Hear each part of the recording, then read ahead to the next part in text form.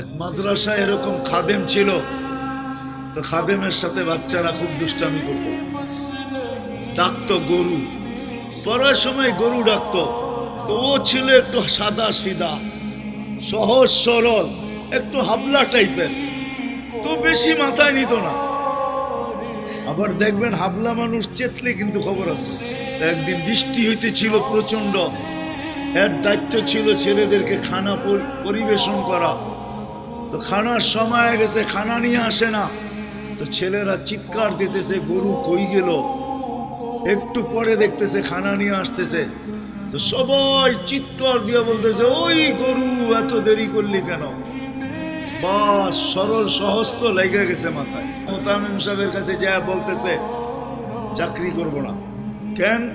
বাড়ি মাদ্রাসায় যেটি পালেন এটি সব দেয়া দাও, সবসময় গরু বলে শোয়া গেছি, আজকেও গরু বলতেছি। মোতামিম সাহেব বুঝছে যে সরল সহজ মানুষ চেতলে তো এরমই চেতে গেছে গা সিধা বাড়িতে। রাত্র ৩টার সময় আসতেছে, আয়সা মোহতামিম সাহেবের দরজায় খটখটাইতেছে, জিজ্ঞাসা করছে কে?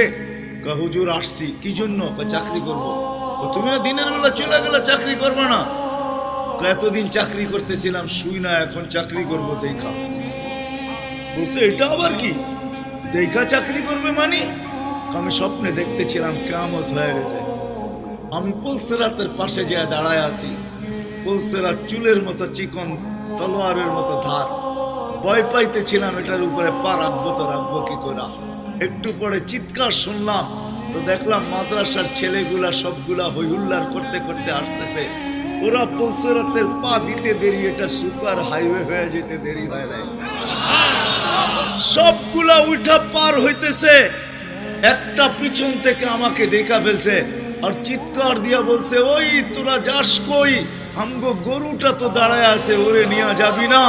বলে সবগুলা পিছে ফিরে আসছে আর আমাকে উঠায়া কেউ হাতে কেউ পায়ে ধরা সব কাঁধে করে নিয়ে পার করা দিছে। ঘুমের থেকে জায়গা গেছি, এই জন্য চোখে দেখা আমি এখন চাকরি করব।